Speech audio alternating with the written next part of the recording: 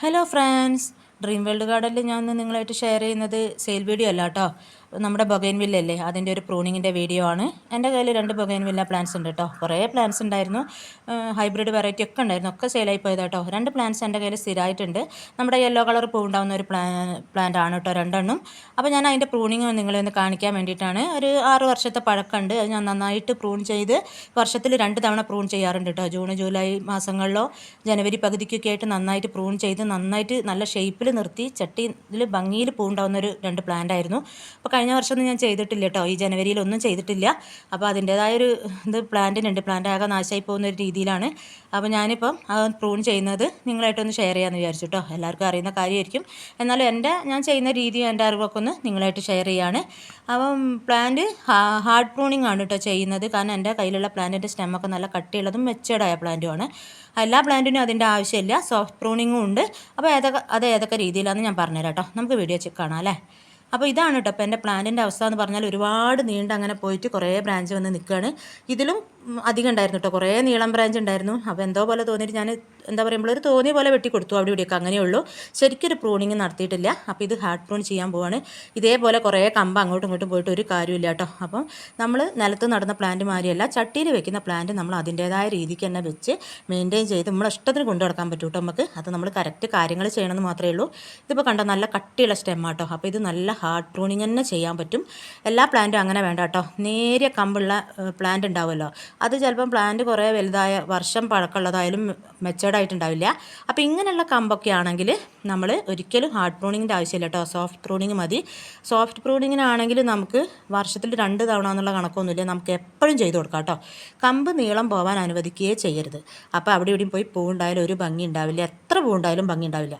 അപ്പോൾ ഇങ്ങനെ മെലിഞ്ഞ കമ്പുള്ള വണ്ണമില്ലാത്ത കമ്പുള്ള പ്ലാന്റ് ആണെങ്കിൽ അത് എത്ര വർഷം പഴക്കമുള്ളതായാലും മെച്ചേർഡായാലും നമ്മൾ സോഫ്റ്റ് പ്രൂണിങ് മാത്രം അതിന് ചെയ്ത് കൊടുത്താൽ മതി കേട്ടോ.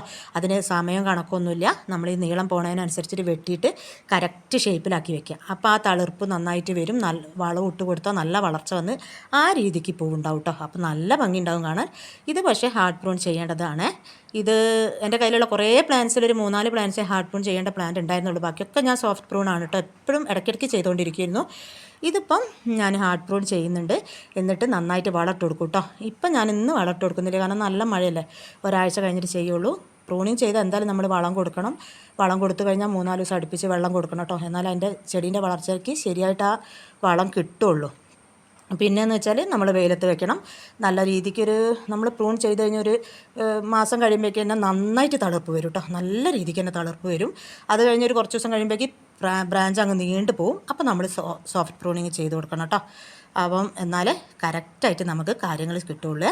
അപ്പം ഞാൻ എന്താണെന്ന് വെച്ചാൽ നമ്മളിപ്പം തളിർപ്പ് വരുമെന്ന് പറഞ്ഞില്ലേ, തളിർപ്പ് വന്ന് കുറച്ച് കഴിഞ്ഞിട്ട് ആ ബ്രാഞ്ച് നീണ്ടു പോകുമ്പം നമ്മൾ കറക്റ്റായിട്ട് സോഫ്റ്റ് പ്രൂണിങ് ചെയ്ത് കൊടുത്താൽ പ്ലാന്റ് ഷേപ്പിൽ നിൽക്കും. അല്ലാന്നുണ്ടെങ്കിൽ പല വഴിക്ക് അങ്ങ് പോയിട്ട് പല വഴിക്ക് പൂവുണ്ടാവും. വളമൊക്കെ ഇട്ട് കൊടുത്താൽ പൂവുണ്ടാവും, പക്ഷെ കാണാനൊരു ഭംഗി ഉണ്ടാവില്ല, അതാണ് കേട്ടോ.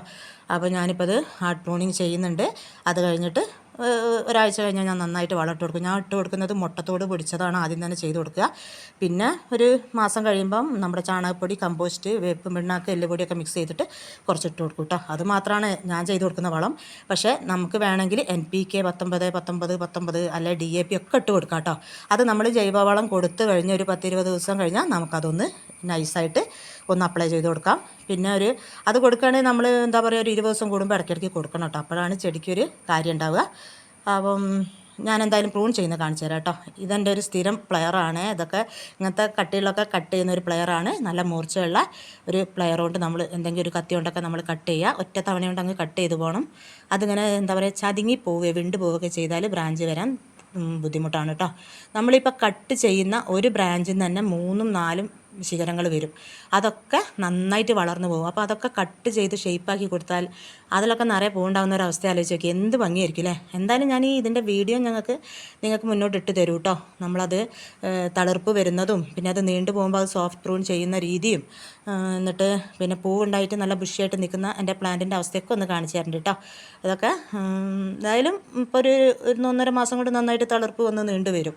എന്തായാലും ഒരു ഒക്ടോബർ ലാസ്റ്റ് ഒക്കെ ആകുമ്പോഴേക്കും, നവംബറൊക്കെ ആകുമ്പോഴേക്കും നമുക്ക് നന്നായിട്ട് പൂക്കളുണ്ടാവും, നല്ല രീതിക്ക് പൂക്കളുണ്ടാവും. എന്നിട്ട് പിന്നെ ഒരു 1-2 മാസമൊക്കെ ആ പൂക്കൾ നന്നായിട്ട് തന്നെ നിൽക്കുകയും ചെയ്യും. അത് കഴിഞ്ഞാൽ പിന്നെ നമ്മൾ റൊട്ടീൻ പോലെ പിന്നെ ജനുവരിക്ക് ആകുമ്പോഴേക്ക് പൂവൊക്കെ ഒന്ന് വാടി തുടങ്ങുമ്പോൾ നമ്മൾ ഇതേപോലെ റിപ്പീറ്റ് ചെയ്ത് കൊടുക്കുക കേട്ടോ. പൂക്കൾ വാടൊന്നുമില്ല, എന്നാലും തൂങ്ങി പിടിച്ചൊക്കെ നിൽക്കുമ്പോൾ നമ്മളൊന്ന് ജസ്റ്റ് കട്ട് ചെയ്ത് കൊടുക്കുക. പൂക്കൾ ഉണ്ടാകുമ്പോൾ നമുക്ക് കട്ട് ചെയ്യാൻ മടിയായിരിക്കും, എന്നാലും അങ്ങനെ ചെയ്ത് കൊടുത്താൽ നല്ലതുണ്ടാവും. ഇപ്പം ഞാൻ കണ്ടില്ലേ ഇതേമാതിരി മുട്ടയടിച്ച മാതിരി കേട്ടോ, ലീഫൊന്നും ബാക്കി വെക്കാതെയാണ് കറക്റ്റായിട്ട് വെട്ടിയെടുക്കുന്നത് കേട്ടോ. അങ്ങനെ വെട്ടിയെടുത്ത് നല്ല നീറ്റിൽ കിട്ടും. ഇനി ഇത് പിന്നെ മേൽമണ്ണൊക്കെ ഒന്ന് ഇളക്കി കൊടുത്ത് വളം ചെയ്ത് കൊടുക്കും. എന്തായാലും ഒരാഴ്ച കഴിയട്ടെ, മഴയൊക്കെ അല്ലേ. അപ്പോൾ ഇതേപോലെ കറക്റ്റായിട്ട് വെട്ടിയെടുക്കണം കേട്ടോ. എന്നിട്ട് ആ വളം കൊടുത്ത് കഴിഞ്ഞിട്ട് എന്താ പറയുക, ഇതൊക്കെ ഇപ്പോൾ കറക്റ്റായിട്ട് വെട്ടി കിട്ടിയിട്ടുണ്ട്, ചതുക്കൊന്നും ഇല്ലാണ്ട് വെട്ടി കിട്ടിയിട്ടുണ്ട്. എന്നിട്ട് എന്താ പറയുക, നമ്മൾ പിന്നെ വളം കൊടുത്തു കഴിഞ്ഞാൽ ഒരു 3-4 ദിവസം അടുപ്പിച്ച് നനയ്ക്കണേ. അതെന്തായാലും അത്യാവശ്യമുള്ള കാര്യം തന്നെയാണ്, അത് ചെയ്യണം. എന്നിട്ട് പിന്നെ ഒരു മാസം കഴിഞ്ഞിട്ട് പിന്നെ ചാണകപ്പൊടി അങ്ങനെയുള്ള മിക്സുകളൊക്കെ ഒന്ന് ഇട്ട് കൊടുക്കും. അത് കഴിഞ്ഞിട്ട് കമ്പൊന്ന് നീളം പോയാൽ ഒന്ന് സോഫ്റ്റ് പ്രൂണിങ് ചെയ്ത് കൊടുത്ത് നീളമൊക്കെ ഒന്ന് കുറയ്ക്കും കേട്ടോ. കണ്ടില്ലേ നല്ല കറക്റ്റായിട്ട് കിട്ടിയിട്ടുണ്ട്, കണ്ടില്ലേ ഇതേപോലെ തന്നെ കിട്ടണേ. പിന്നെ ഇപ്പുറത്തെ പ്ലാന്റിൽ ചെറുതായിട്ടൊന്ന് പൊന്തി നിൽക്കുന്നുണ്ട്, പക്ഷേ അത് കുഴപ്പമില്ല കേട്ടോ. പൊട്ടിപ്പോയ പ്ലാന്റിൻ്റെ മേലെയാണ് അതിൻ്റെ തോല് പോയത്. ഇതൊന്ന് ജസ്റ്റ് വെട്ടിക്കൊടുത്താൽ കറക്റ്റായിട്ട് കിട്ടും. ഇനിയിപ്പോൾ ഈ പ്ലാന്റിന് ഞാനിവിടെ വെക്കും.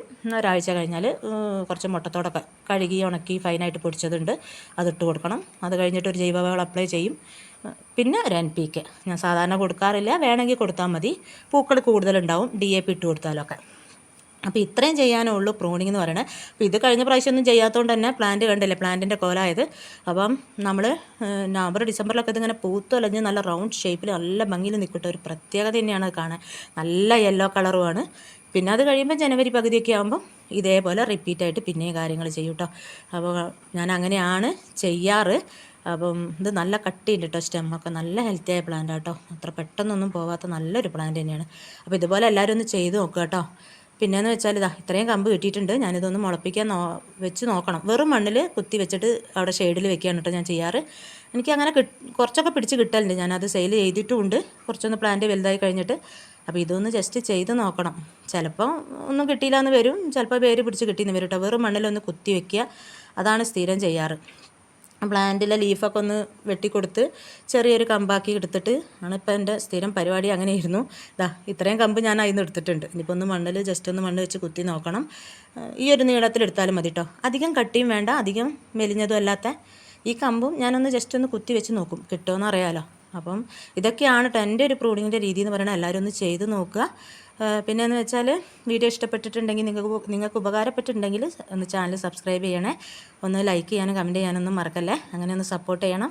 പിന്നെ നമ്മൾ ബൊഗൈൻവില്ല എന്ന് പറഞ്ഞാൽ പ്രൂൺ ചെയ്യാതെ നമുക്ക് ഒരു ഭംഗി ഉണ്ടാവില്ല കേട്ടോ. പ്ലാന്റ് എന്ന് പറഞ്ഞാൽ നന്നായിട്ട് പൂവും കിട്ടില്ല. അപ്പോൾ എല്ലാവരും ഒന്ന് ചെയ്ത് നോക്കുക. ഞാൻ അടുത്ത വീഡിയോ ആയിട്ട് കാണുന്നവരേക്കും ബൈ.